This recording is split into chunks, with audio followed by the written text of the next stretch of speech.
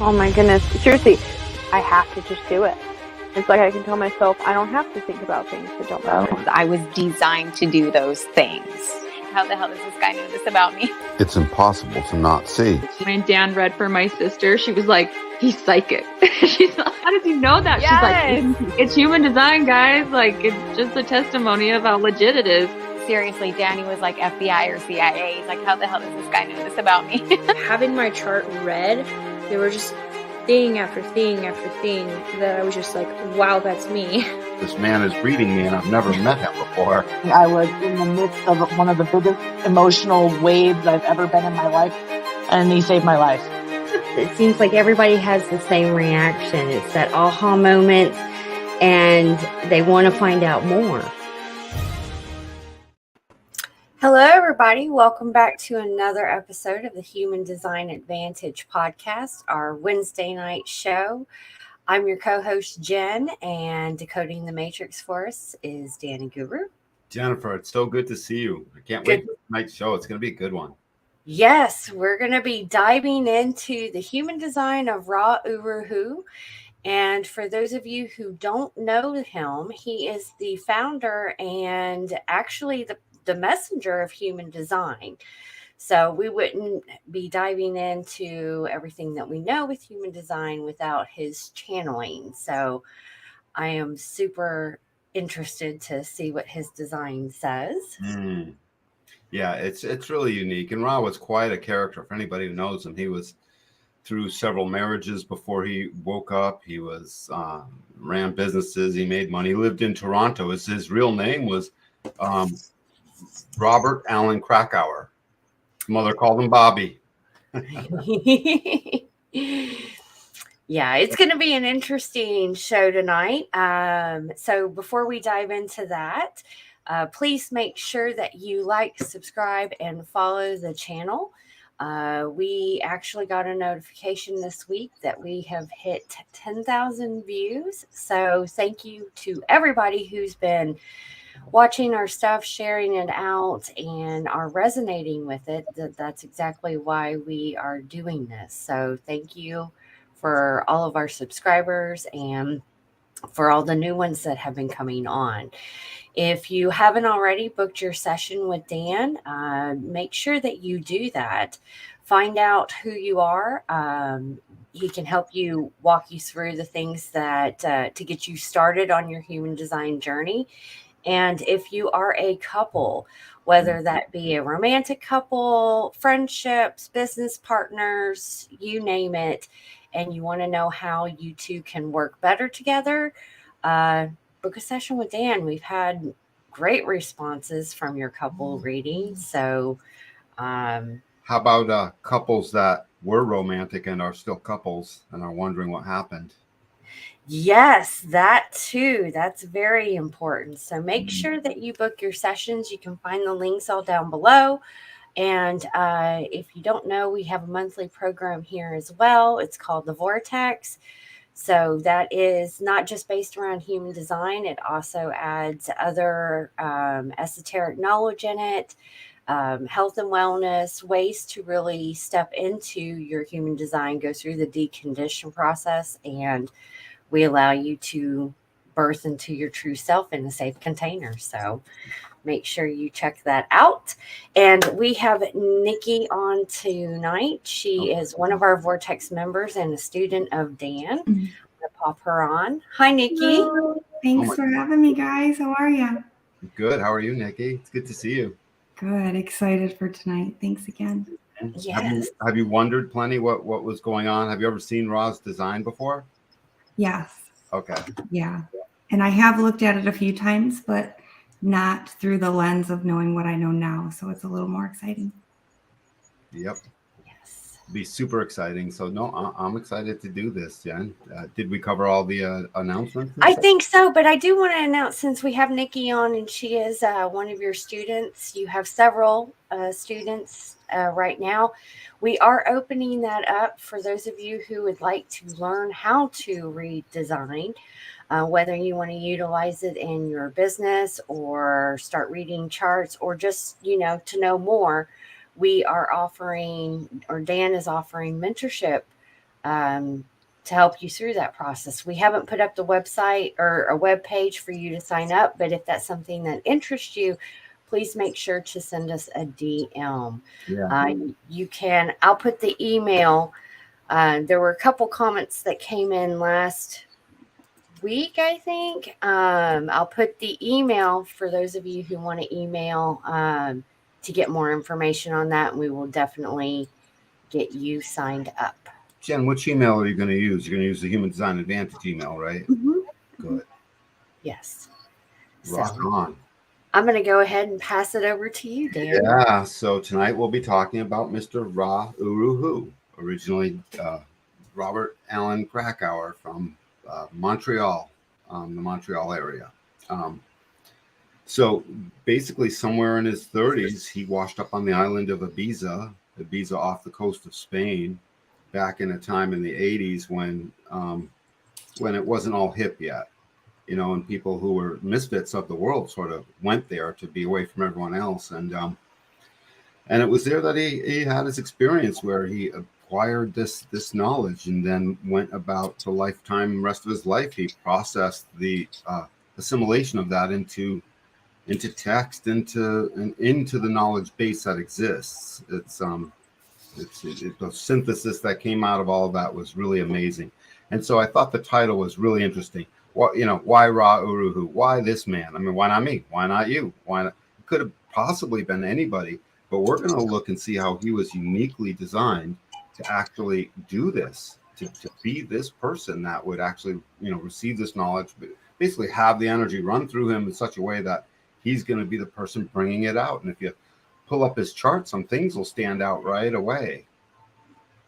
So the world needed this, right? We needed something. Mm-hmm. And so first things first, he's a manifester. So if there was an intentional choosing process going on, I always assume there was, that there was an intentional sort of like, you know, he would be someone of his ilk would be the one to actually do this.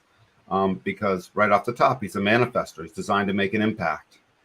I mean, just running the numbers, everything in this chart is designed to withstand that experience that he tells a story about.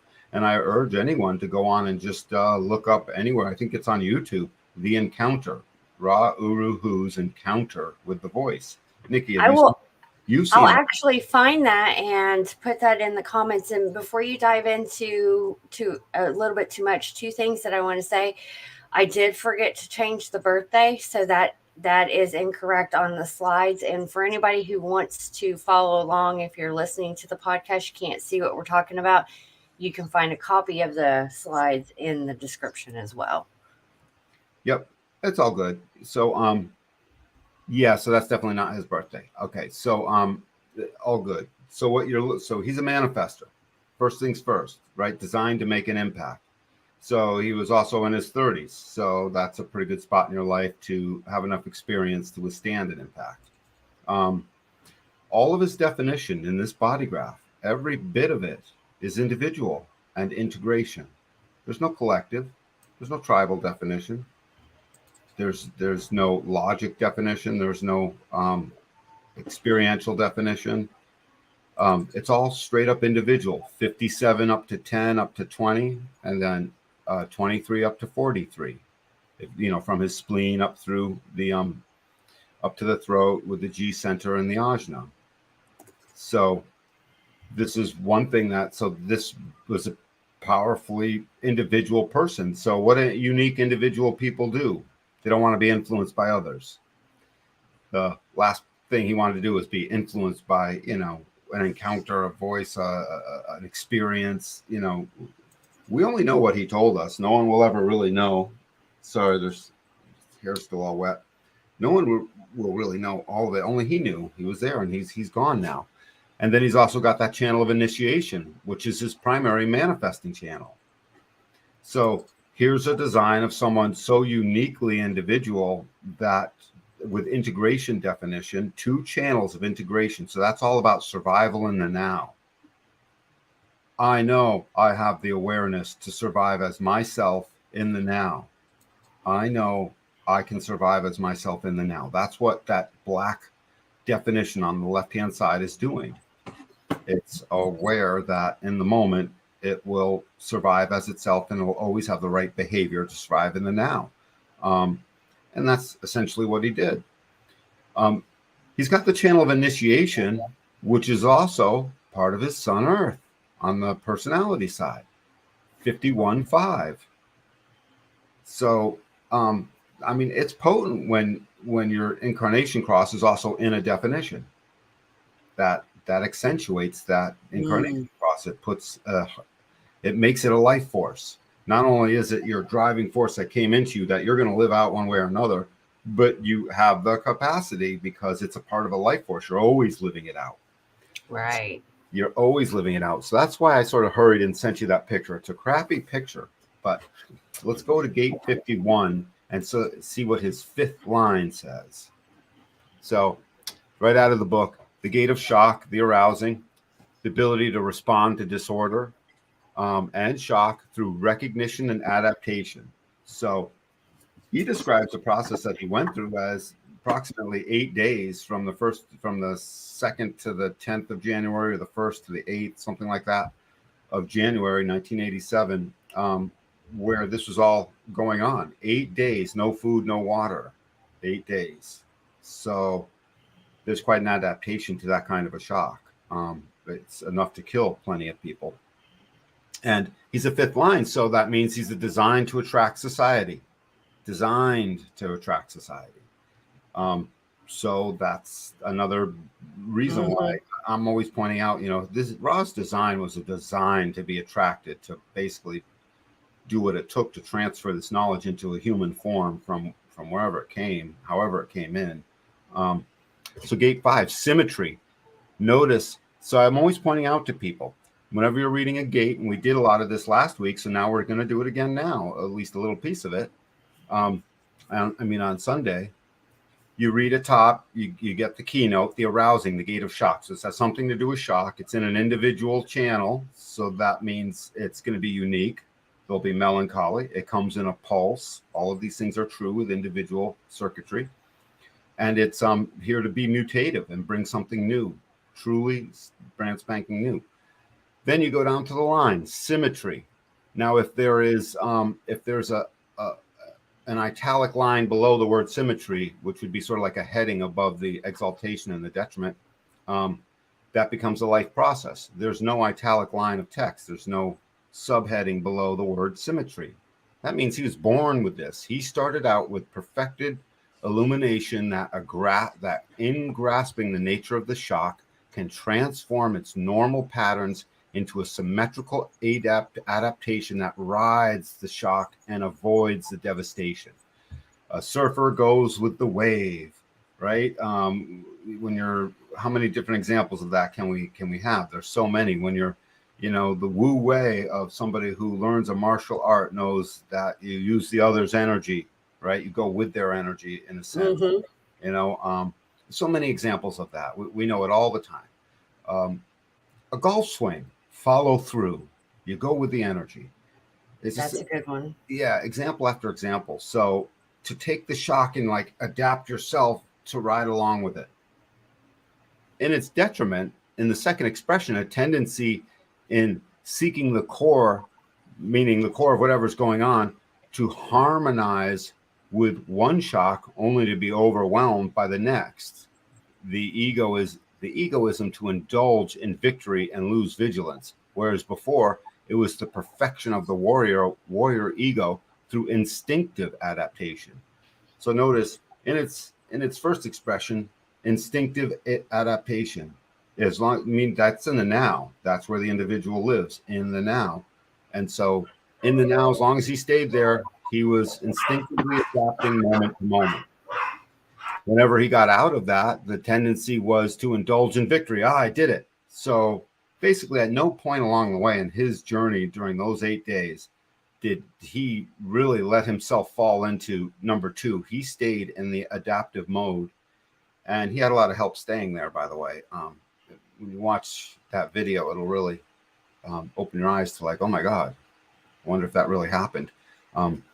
So that's what I thought was interesting about this, just to bring it in. What a cool thing to have, that the warrior, gate 51, the individual gate in the tribe that seeks to strike out on its own, that is willing to leap into the void. You know, everyone on this call except me has a gate 51 in their body graph. So, and this willingness to basically ride out the shock, absorb the shock, be part of the shock, do shocking things.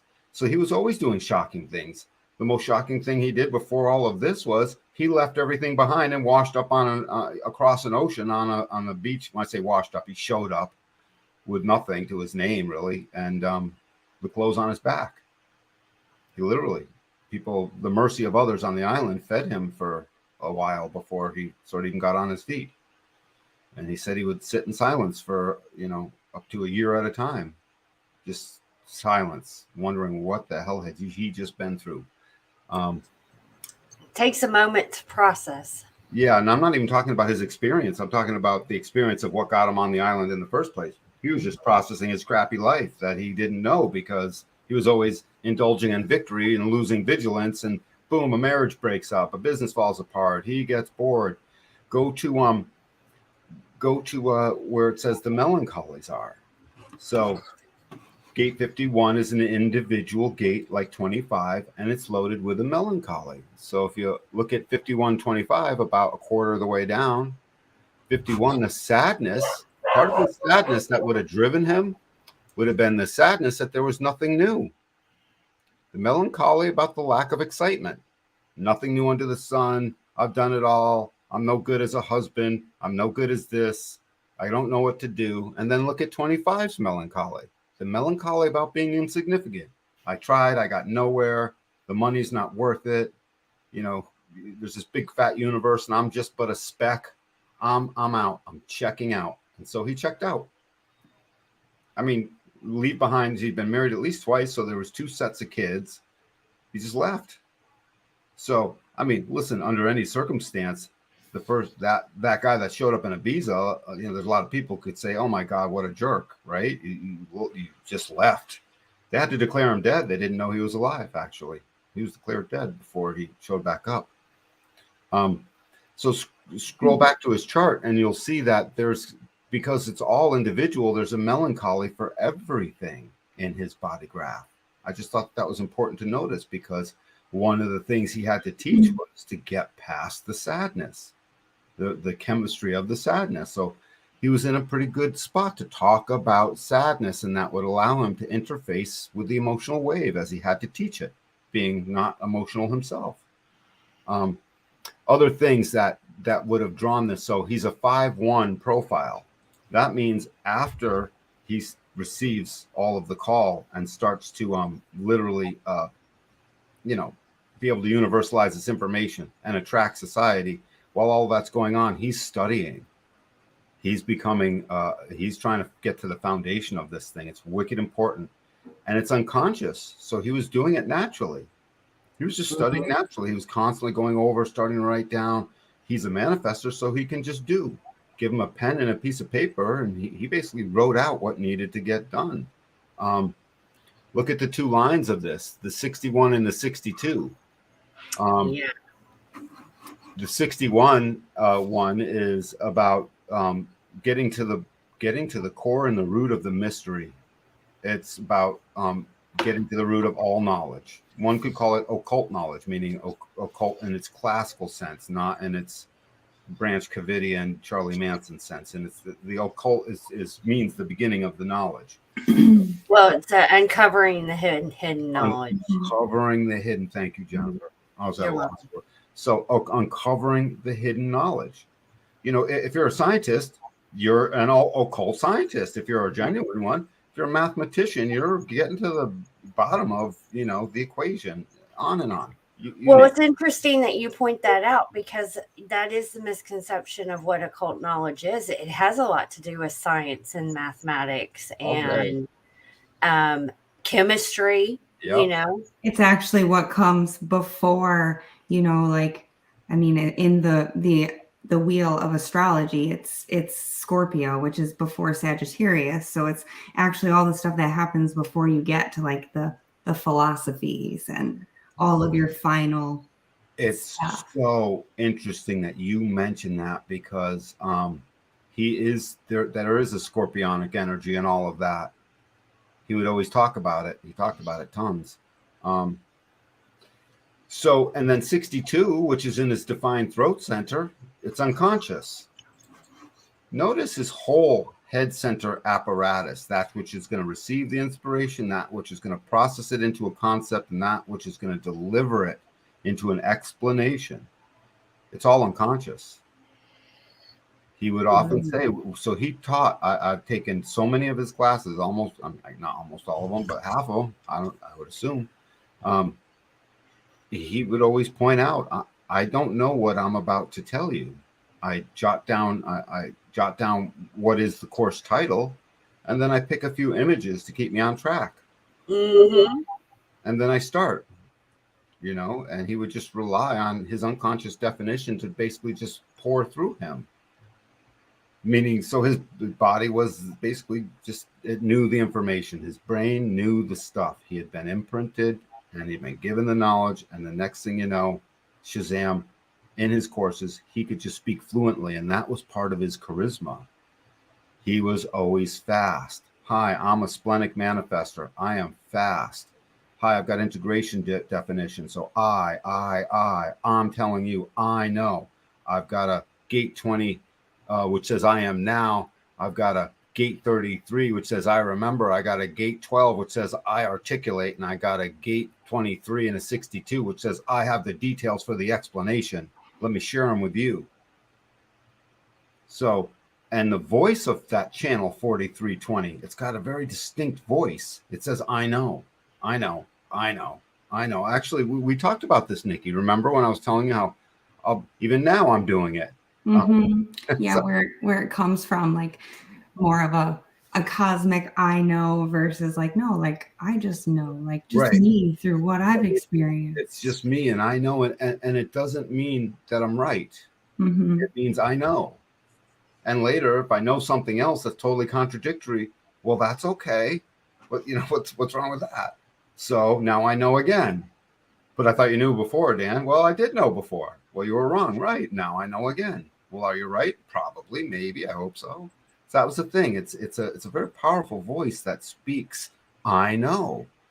And he's got a gate 4 unconscious. So his mind was constantly coming up with the logical formula that would then get expressed in the details of gate 62. He didn't know how all that was working. Just like I don't know when unconscious confusion comes into my body. It just shows up, and then suddenly I'm dealing with it for days or weeks. So all that unconscious definition just made him the perfect talker. The shock and the gate of initiation, and the shaman that was literally sitting in this 5125 waiting to come out. There was no shaman in him prior to his experience and coming up with all of this knowledge. There was just a self-reflective, lonely person who was sitting by himself for a number of years before he was finally given this data, just wondering what the hell happened to him in his life. So all of that comes pouring through this integration definition, and it's a deep well of data, like gate 48 off of his spleen, the well. He's got it twice. Neptune. Yes. There. And now that's a guarantee. Was it? Oh yeah, look at that. So it's in Neptune. So I found it. Yeah. Yeah, when he was interesting. Go ahead. Just interesting to see, almost like how his body was like just meant to be this malleable portal. Like once he had gotten to a stage in his life, he understood the game. How to be a manifester, how to get. I mean, with his intuition, just having that right on point, and then, he said he didn't know what to do with the information when it came through. He was perfectly fine with his life before. I mean, that's something I heard. I didn't hear the whole how he had washed up and that kind of a thing. Well, yeah, no, he was perfectly fine. By the time this happened, he'd gotten in his own groove. And you could tell he knew. And I can see where his Jupiter, he knew to conduct himself, that he could basically, control what he had based on, that gate of manipulation right there. And so just seeing, and I heard he has said something about the third line being malleable. And I thought it was interesting that his north nodes were there. Yeah, and very adaptive. And so there's a 1-3 in his nodes. So he was always going to drive a direction. But notice on the unconscious side, that 43-23 channel of structuring is in his nodes. He's got a third line mind. All of his gates, the fourth gate is a third line. The 61 is a 1, but that's not part of his thing. And what else is that? 43. Yeah. So all the gates in his head center were third line gates, and even we're 62. That's a first line. So he had a third line ajna and a third line way of speaking. And he was always going to be able to basically bump into the next thing and become mutative with it and mutate and find out what didn't work. So lo and behold, his mind came up with, he taught this stuff essentially 4 separate times. He did it, and then he perfected it and did it again, made it more efficient. His whole life, he was trying to get it narrowed down to the easiest possible way to describe strategy and authority. He was always trying to structure this thing. He was compelled to do it. What else stands out on this body graph? Oh, so he's strategic. Look at his arrows. He's a very strategic man. Very strategic. So his strategic way of presenting, strategic way of using his brain system to always go in there and get what he needed to say next. A strategic. He was always the observed. He was designed to be observed, because that lower left-hand arrow pointing to the left, his environment. He would always be somewhat busy in his environment, basically looking in a focused manner as it related to his immediate environment. But his view of the world is facing right. That lower right-hand facing arrow is pointed to the right. So he was open and receptive to whatever his view could bring in. Wherever it said, hey, Rob, focus on this one thing. If he looked on that thing, he was also bringing everything else in all the way around him. So when the voice said, focus, are you ready to learn? He was still taking in all the other stuff that was going on around. If he didn't know, that's just going in. So this variable is a design of seeing things others can't see. I mean, we all see things others can't see. We're unique, but this is a design, a variable of absolutely, because everything's so focused and concentrated and strategic about what it does, that this one right-facing arrow acts as the eyes into the future, the eyes into the all-seeing eye whose view is everywhere.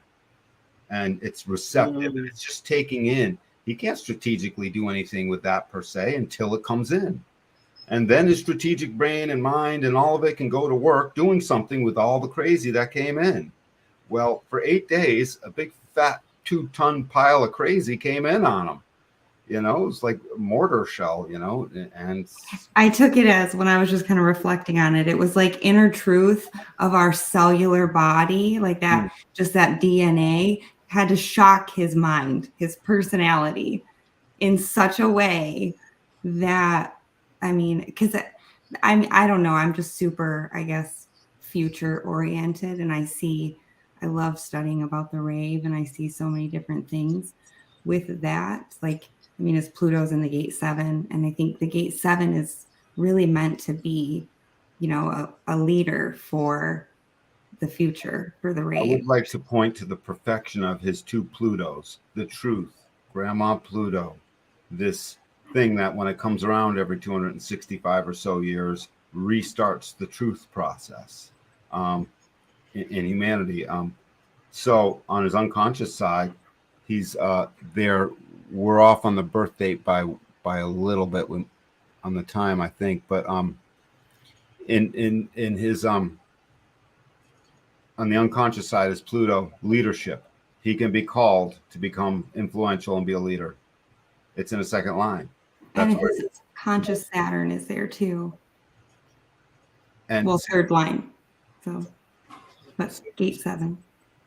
Oh yeah, that's right. It's in there twice. So a design of leadership, but this is where he could be called into leadership. The one that stands out the most is the 33-6, the role model. The role model that is there to finish telling the important story. The voice in gate 33 that says, I remember. I remember the past. I remember the experience. Let me share my memory with you. It's collective. So his truth was all collective. Let me share with my leadership what I remember. And that's what he did. You know, I mean, that's a pretty potent thing. I just thought it was super cool that his like the only gate he has in his solar plex is 49, you know, the gate of reformation, revolution, I think. Yep. And to think on an emotional level, like just knowing what I live with emotional authority. So it was interesting just to kind of look at the ways in which he brought through human design through so many of his experiences, and his ultimate goal was to teach and give, you know, the children of the future a way to survive and love themselves for who they are. Well, it was deeply part of the principles in him unconsciously that as these principles would come out, it became very tribal. It's all about the children. And he was going to do anything. Jennifer, what has got you smiling? Nothing, just answering a comment. Okay. So he's also got gate 26. So, I mean, you know, someone's going to deliver the message. He's going to deliver the message. We did that on Sunday. Gate 26. What line is this gate 26 in? Line 1. Line, yes. The foundation of so bird in the hand's worth two in the bush. Which we did talk a lot about the line 1 because I have this in my design side sun. So this is 26.1. So basically, it's a practical version of that which is going to have to be transmitted. He was a design to constantly interface with other people to transmit this message. He was never going to do it alone. His truth is sitting in two collective gates, the collective gates that are the expression of leadership and the expression of memory. You know, so I mean, that's just intense. And then his gate 40, line 2. This is very important. Wherever you see your second lines in your body graph, this is where you can be called. So gate 40 is the love of work. It's in the ego center pointing down towards the solar plex. And its love of work won't work without the right bargain. It won't work without the right affection on the other end. It won't work without the right tribal community. It won't work well anyways. And so gate 40 is about liberation. It's liberation from the need to do too much work. It's that point between too muchness and that moment where you get to finally rest. The resting is great, but how about that moment when you're not sure that the work is done, and then there's a moment where you're liberated into rest, into not having to do it. It's that point of convergence. That's what gate 40 is always looking at. So it'll do the work, awaiting its moment of liberation. Until then, it's a nihilist. It denies everything. Gate 40 and gate 26 are both deniers. Leave me alone. These are gates of aloneness. At least gate 40 is. It's one of the gates. They both are gates of aloneness, where it's like, leave me alone. You know, I've done my work. Don't tell me to do more. I'm doing the work I feel like doing. Don't tell me, you know what I mean? Until a Mrs., you know, Bobby Krakower would come into his life and give him the right affection. And then all of a sudden he was a working fool. And then he would get so pissed because he didn't know better. He didn't know why he got mad. He didn't know why he got unmad as soon as he was out of their aura. He would describe rages, howling, fights between, you know, various partners that would show up out of the blue. And as soon as he would slam his way out the door, you know, a minute later, he's whistling and thinking happy thoughts again. He said he always pointed out he didn't know why that took place. Why is that? He has a fully open sacral center. I thought that was interesting. All of his sexuality was conditioned by the other 100%. He did not know where any of that came from until a woman paid attention to him, or he paid attention to a woman that then paid attention back to him, you know, and then he got all his answers.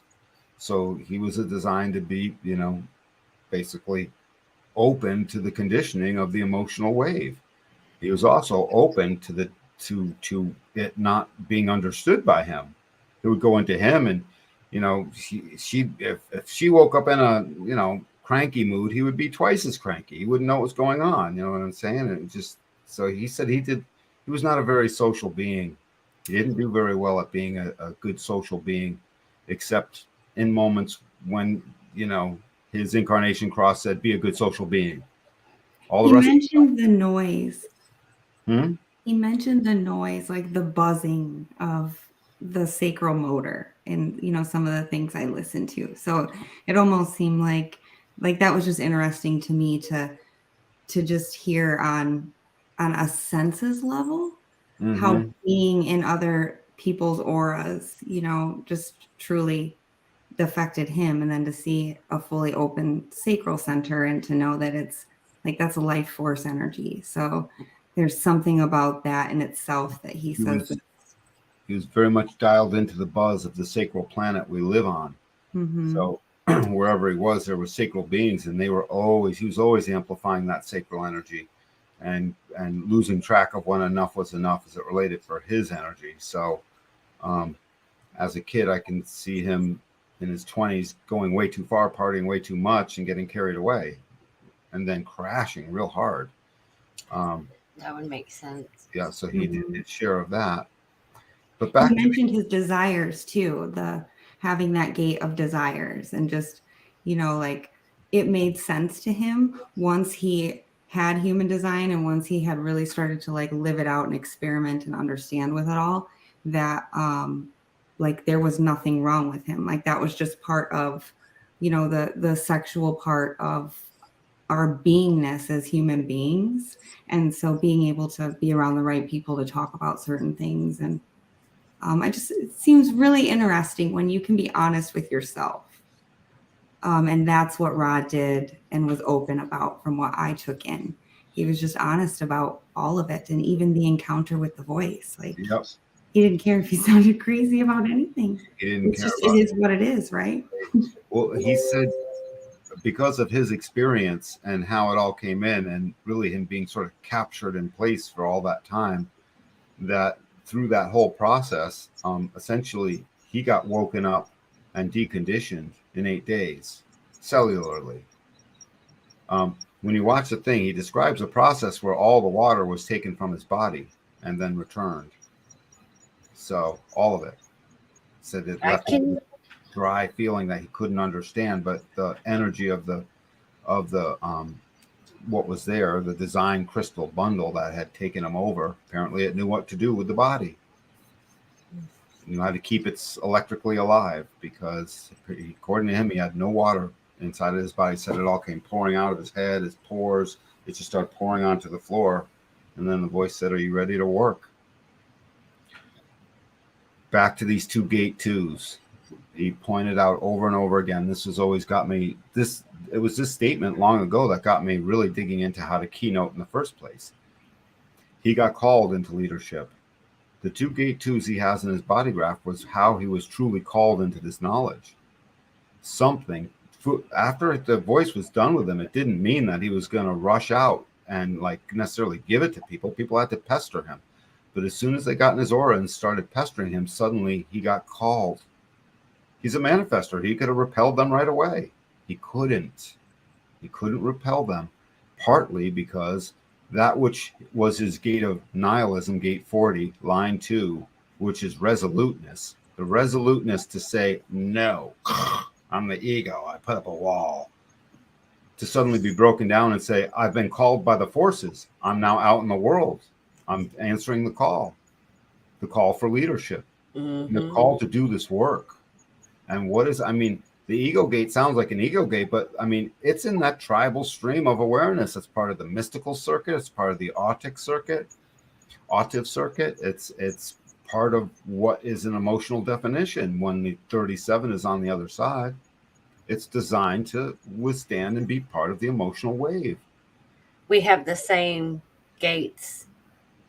Yeah, you got a lot of the same gates. Yeah.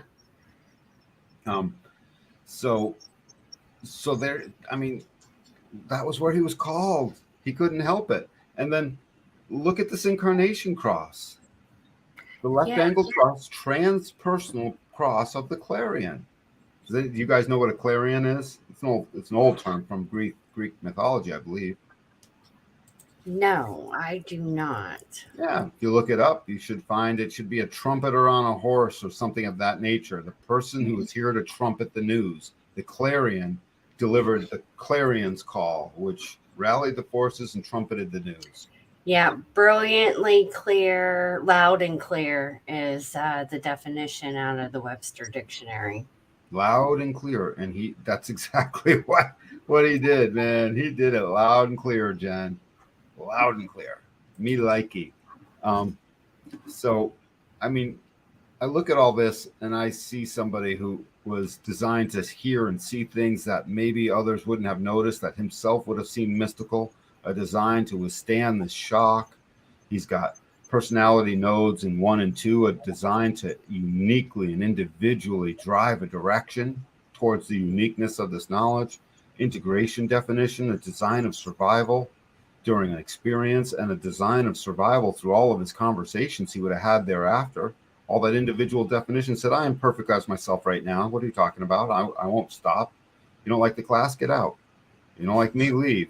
I can see it all. I can see him not being so nice plenty of times. I can watch this definition being a complete dick sometimes. And I'm certain the humans in his sphere, the people, some of them would have had that experience with him, where suddenly they thought he was whatever, not so nice sometimes.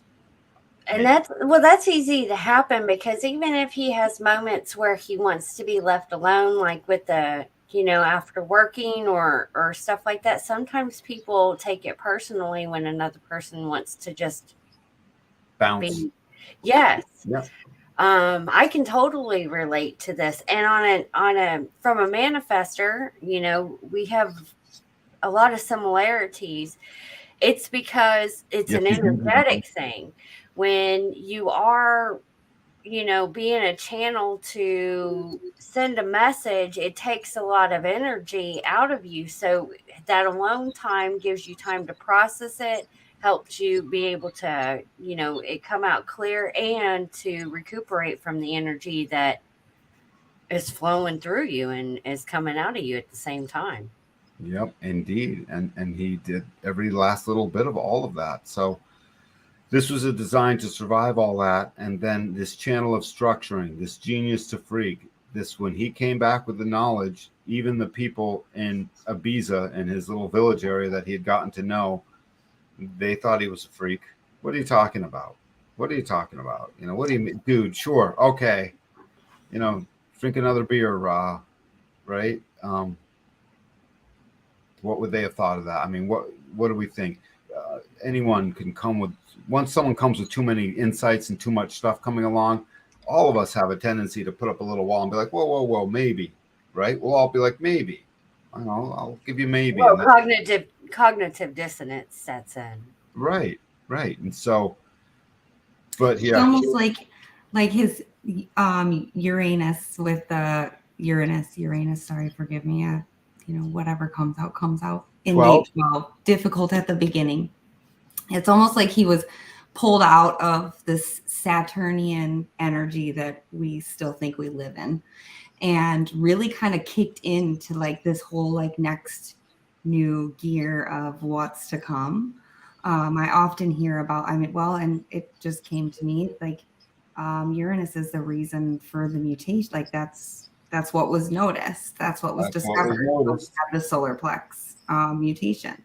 It's also one of the gates involved with the 7-centered mutation in the voice, I believe, the being able to speak. Right, literally being able to speak. What he described as a gravelly old lady's voice. And it's just funny you mentioned. It's cool to see that he was like kind of like flicked into, okay, here's what's next, and you get to deliver it.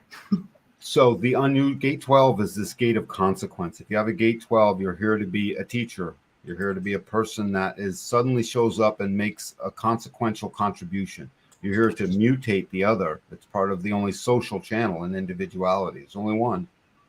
If you're in the collective, every channel is social by definition.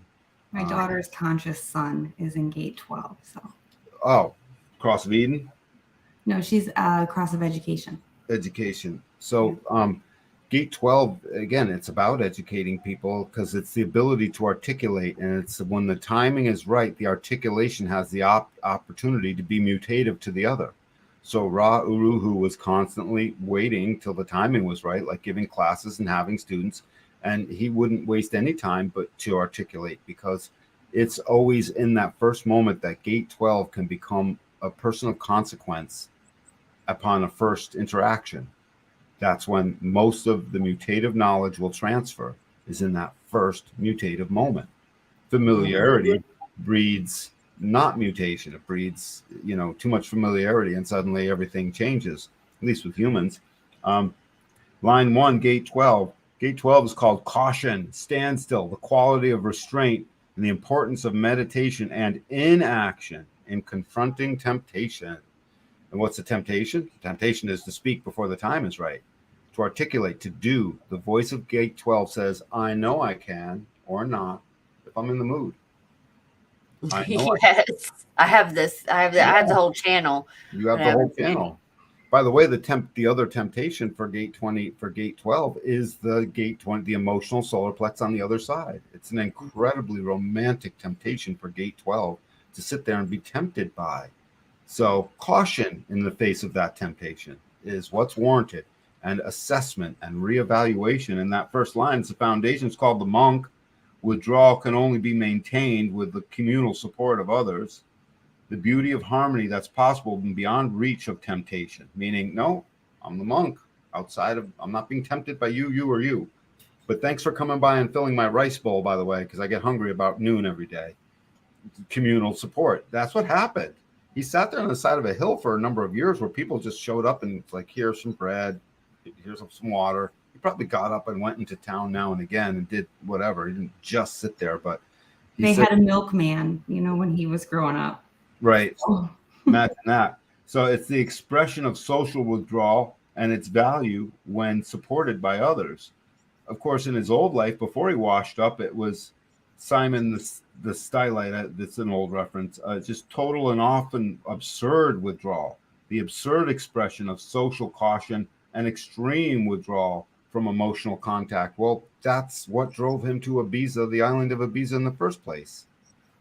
Extreme withdrawal and caution. He left everything behind,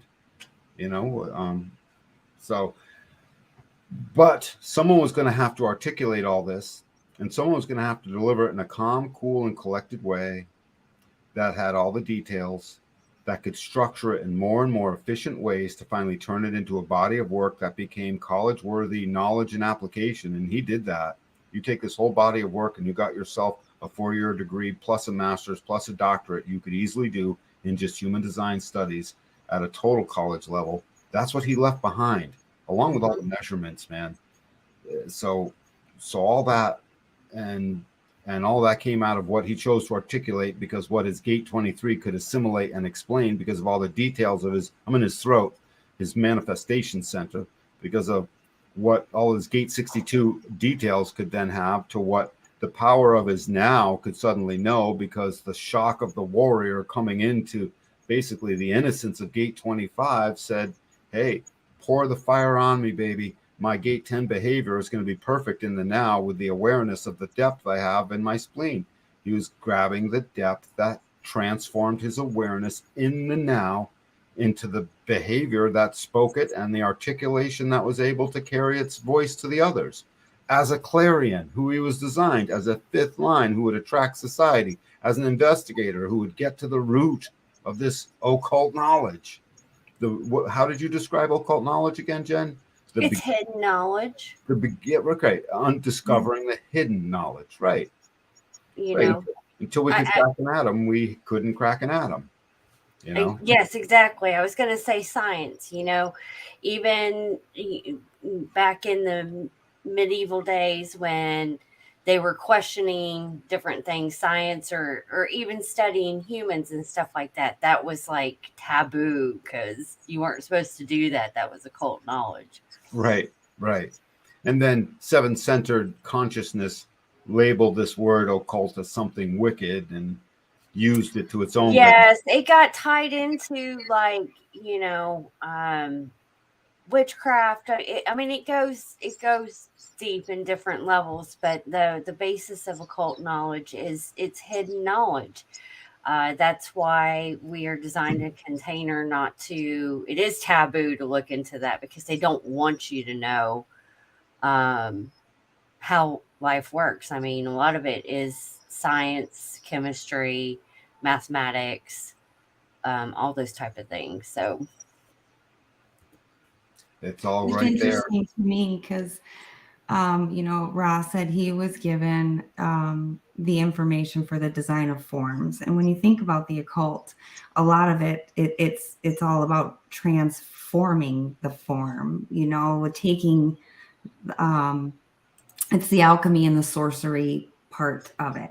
It's taking what you do know and reforming it into something else or creating something else. So to be in the realm of forms, it's just interesting to see so many different little connections just through the language. It's true. It's well, true.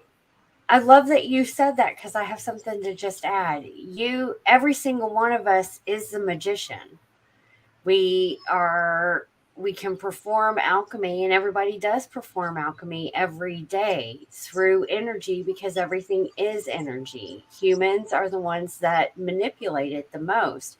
If you're unaware of what you are, that you're the magician and you're not paying attention in the moment, that's why you kind of get led astray and all these other things happen. But everyone is a magician to their core. They're not aware of these things. The power of the mind is amazing when you start to use intentions and you direct it.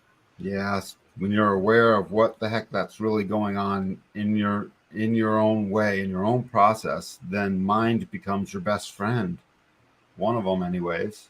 And I will say this because I resonated a lot with his experience with the voice because I've had my own personal experience kind of similar. It was a divine experience and there was a voice there and I was channeling a lot of information. And, at first I was stuck in the mind trying to make sense of it. But when you do release, the information does flow. And in the moment, everything that is coming through you it matches your inner gnosis, which is that I know. That's the difference is I know because it's not coming from you directly.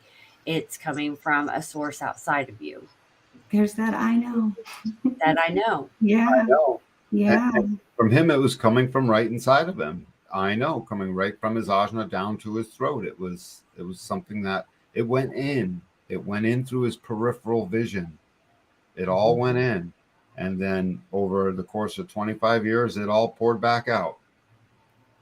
And it was. Well, that's it. Human design is a lot of knowledge to process. So kudos to him for being the messenger on it because it's a lot that he has been able to channel and put in a way for people to learn how to understand it.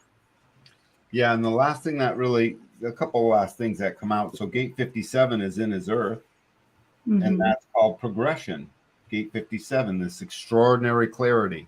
The potential for extraordinary clarity is 57, a natural ability to establish new forms while maintaining the powers of reevaluation and reexamination, something that's needed. It's the possibility it's a possible intuitive gift for evaluation and reevaluation. And that's what he was constantly doing with the whole thing. And my guess is he evaluated that whole thing like, oh my God. And then he had made a joke one time that when the voice had left him, that was the saddest he ever was because he was just thrown into this whole thing. And he said his sadness very much turned into, I'm going to become a salesman for a voice. What? Huh?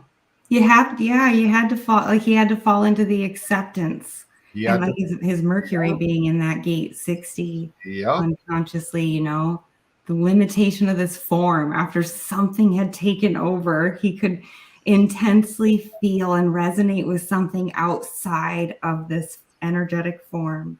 And he just had to surrender to the limitation. He, you're going to do this, kid. This is your job now. Notice in his body graph, he's got 10 line ones, 10 of them. That's a lot. So Yeah, he does. Lots I of noticed threes that. too.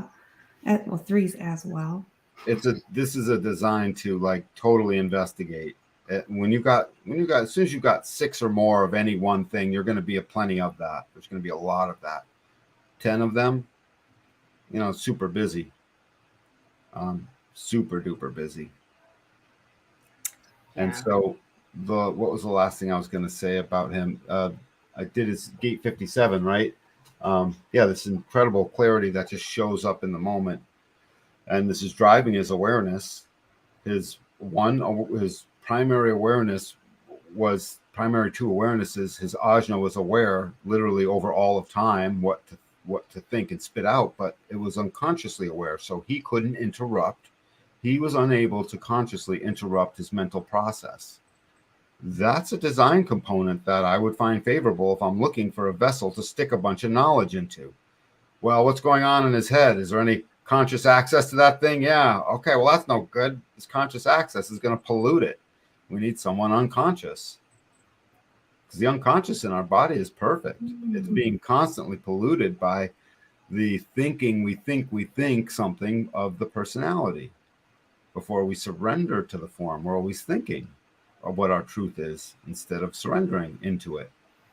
When we do generator sessions, generator awakening sessions, and generator awakening programs, in that question and response arena where generators are learning how to answer as a response and witness where their mind gets in control and tries to take over, as we empower that more and more in these sessions with generators, boy, will they see why and how to ask themselves, how to ask questions and how to receive questions and how to literally be honest with all of that and stop trying to think you need to hide stuff. You don't.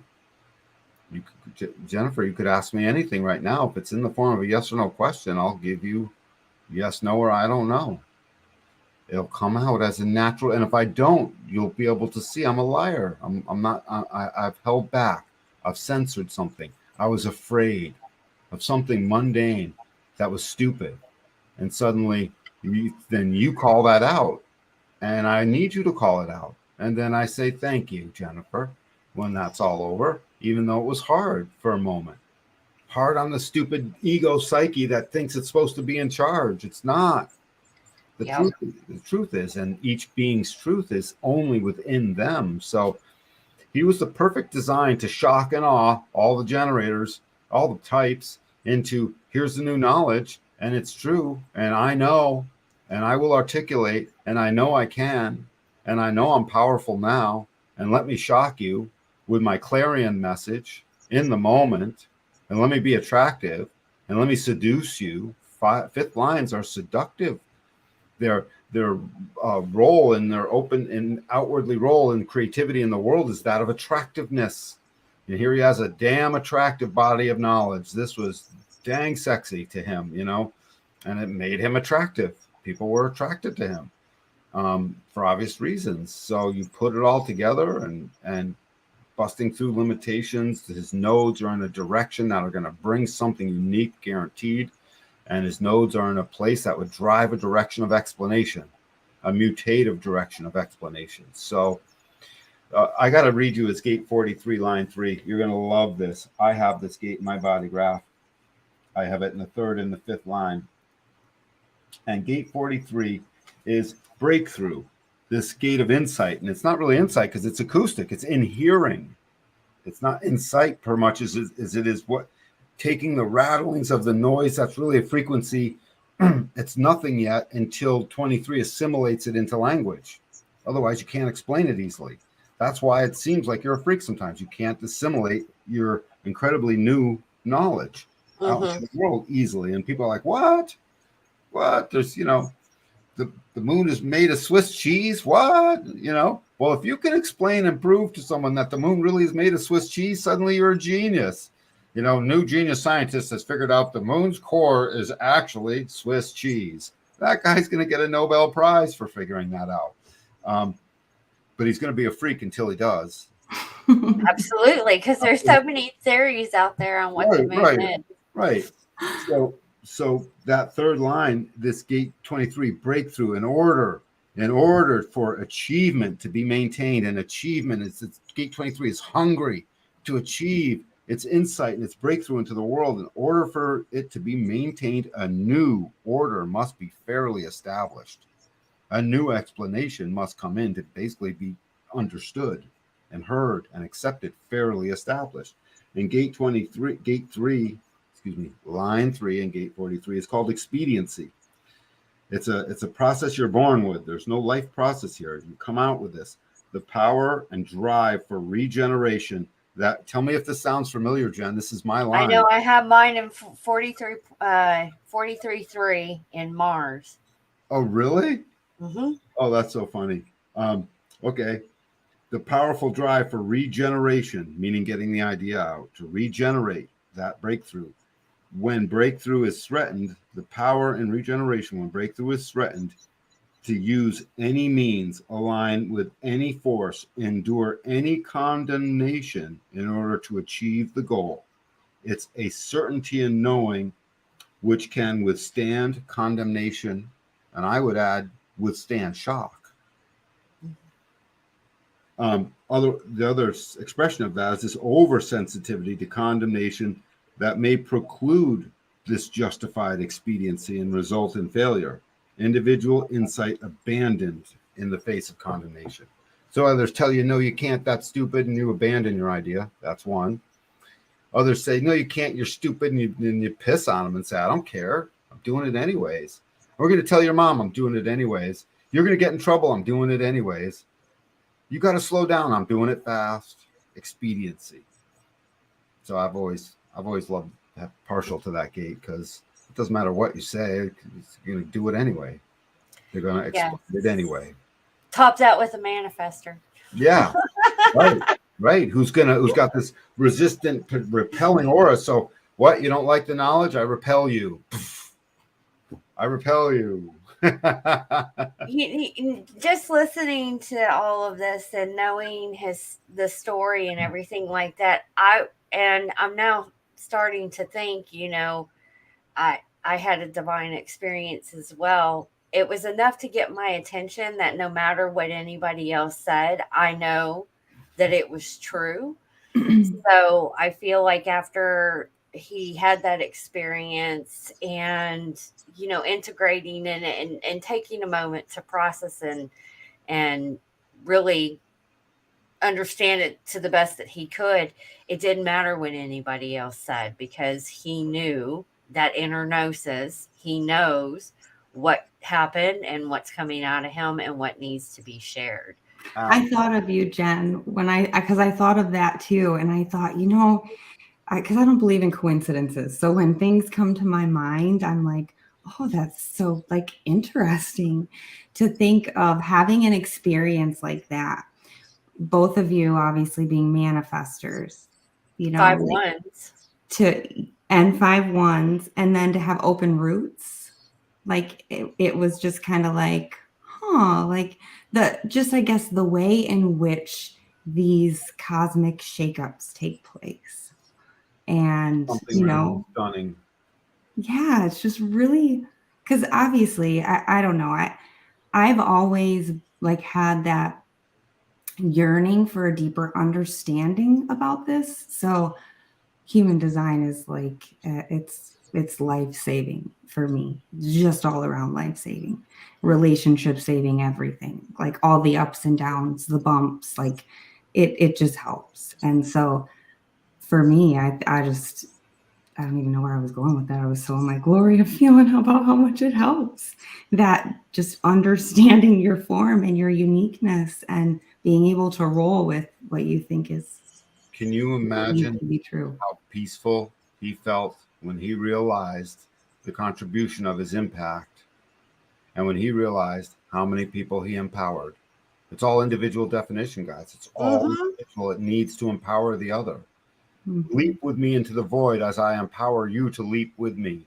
Come to me to my new knowing as I empower you to know, newly know the new thing.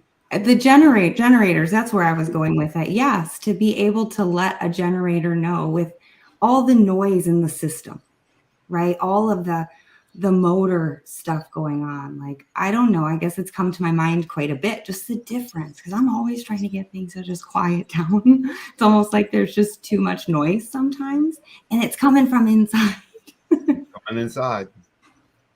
So I thought about that too. Get the generators on the right generating track.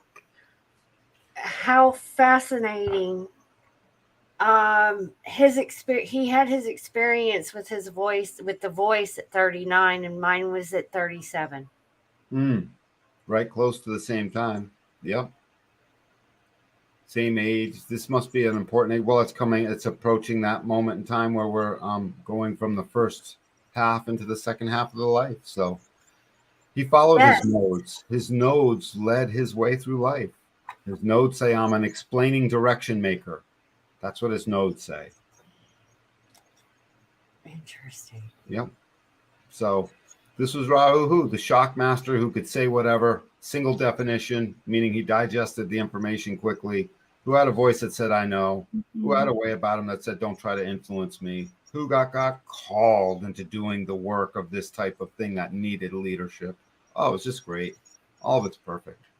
And an identity into the self that's well formed, well defined identity that is a design to withstand the shock and become harmonic with the shock in order to ride out its effects until you get to the other side.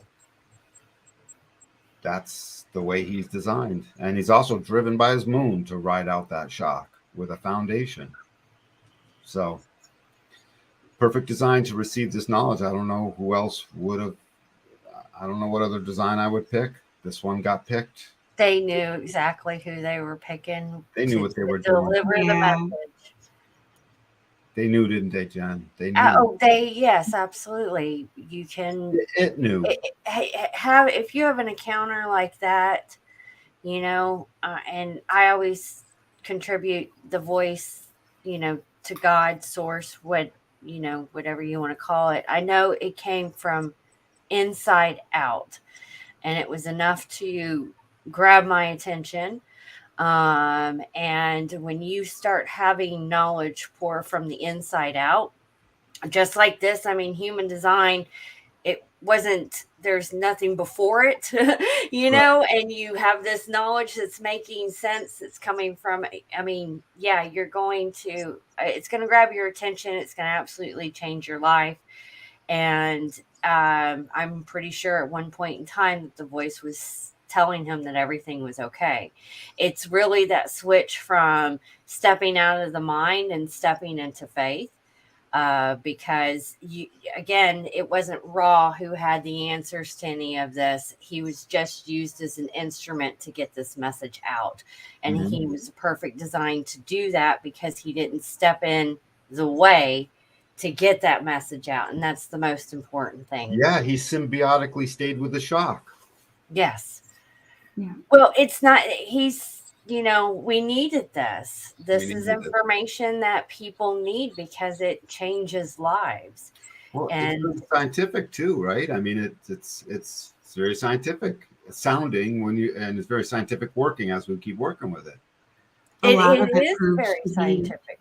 Yeah, a lot of it proved to come. All the things that he downloaded and said that were actually, the truth before. It was like scientifically proven. They all came to be. So yeah, he did. Yeah. He went and he was the one who described the nature of the neutrino before they could describe it in 99. He described it in 87. How'd he do that? That's the thing that he did. And we didn't have it measured by our science until 99. Well, he was channeling. Right. From higher guidance. He had pulled it all in. He says he was channeling from within. That's what yes, that's what it is. Again, the DNA. everything that you need to know is inside of you. Mm-hmm. We are always seeking knowledge on the outside of us, and that is the container they put us in, which is completely wrong. Everything that you need to know is inside of you. You just need to learn how to tap into it. And he may have not done that at the very beginning of his life. And like me, I didn't do it. I was stubborn in my own life, and I needed a divine experience to grab my attention. But boy, when it did, I mean, that's why when I don't know something, I take a moment and I go within, because no one on the outside is going to give me the answers that I need to hear in that moment, because it's, we are all part of Creator Source, and that information is going to come from the inside out. Yeah. And going through my own investigation, that's what convinced me with human design, is seeing and witnessing it for myself in the moment of how this all works. And then that's when I was like, oh, there's definitely something to this. And that's why we say enter your experiment, because it doesn't matter what I say, Dan says, or anybody else out there says. You'll be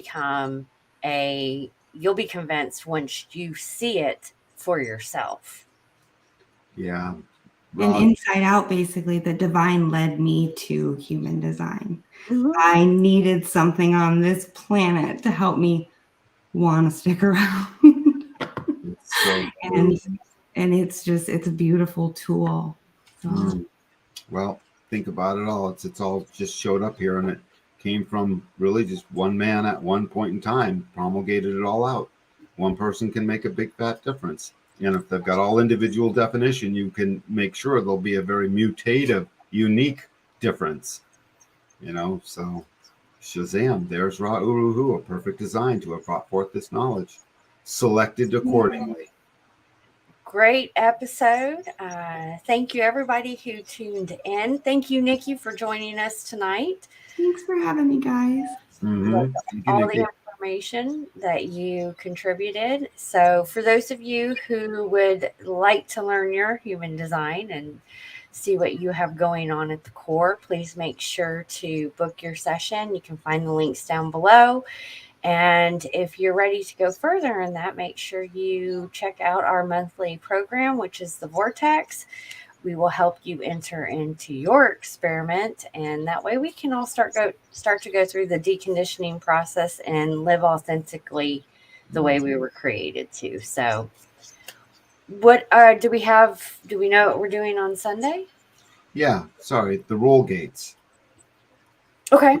We did this once before, but I'd like to bring it into a sharper focus, because so much happens inside that we just don't understand. These various genetic roles were helpless but to play out, and it would be nice that their behavior, our interaction, our uniqueness, our sexuality, our protectiveness, all these things are actual survival roles that we have. And I'm going to go over the roll gates.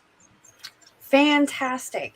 And for anybody who is watching, if you guys would like to see something, you have questions, or we did get a request that I'm surprised we haven't even thought to do this person, but Jeffrey Epstein.